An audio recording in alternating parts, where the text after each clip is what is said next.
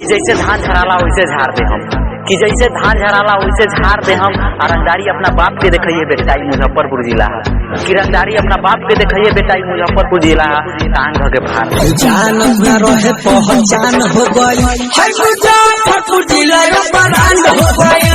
कि सबसे हटके सबसे अलग पहचान बा, कि सबसे हटके सबसे अलग हमार पहचान बा। तहरा के नइखे मालूम ये सारे, कि तहरा के नइखे मालूम ये सारे।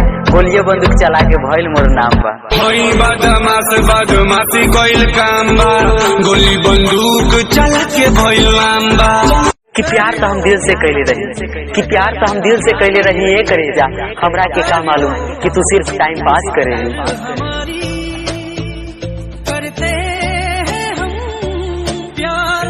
कि जौन कैले है से करबे, कि जौन कैले है से करबे। आ बेटा मुजफ्फरपुर जिला है, कि बेटा मुजफ्फरपुर जिला है। हमरा से मुंह लगैबे तो मरबे। समझा बेटा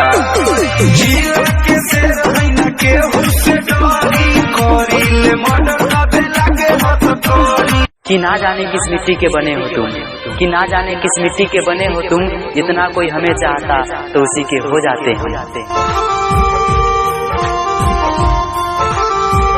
कि अपन देश के शान खातिर जान दे देम, कि अपन देश के शान खातिर जान दे देम। हमरे तिरंगा के तरफ तकला न ए बेटा, कि हमरे तिरंगा के तरफ तकला न ए बेटा। तपरा दिल के बाद शायरी में कह देते हैं कि हम पागल हैं जो दिल के बाद शायरी में कह देते हैं।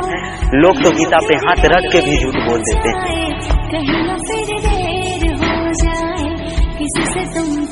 कि तुम जो मुजफ्फरपुर में दोगलाई दिखाते हो, कफन साथ लाते हो या बाप से मंगवाओगे।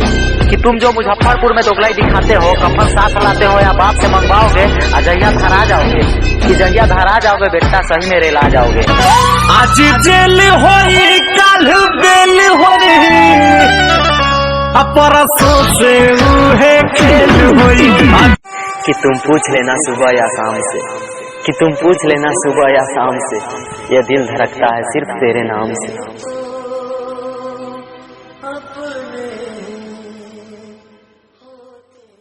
कि सुन बेटा चीन हो कि अबे जो जमीन तहरा नक्शा के बिगाड़ हम सीन दे हम। कि सुन बेटा चीन हो कि अबे जो जमीन तहरा नक्शा के बिगाड़ हम सीन दे हम। आ तारा बाप के ना कश्मीर मंगबे तो चीर दे हम।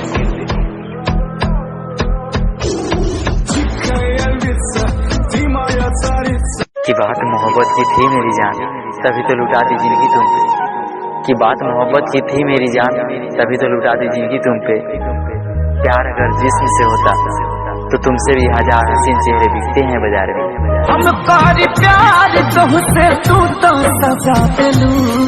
कि कमजोर मत समझिए बेटा, कि कमजोर मत समझिए बेटा। तहार बेइज्जती के जवाब भी इतना इज्जत से दे हम कि तहार सर झुका दे हम।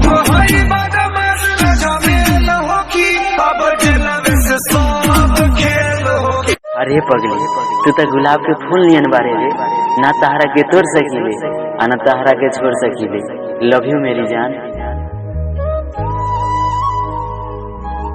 कि एक दिल की बात बतलाता हूँ दुनिया के सामने बड़ा अच्छा कहलाता हूँ। कि एक दिल की बात बतलाता हूँ दुनिया के सामने बड़ा अच्छा कहलाता हूँ। बस तेरे सामने आकर यार ना जाने क्यों बच्चा बन जाता हूँ।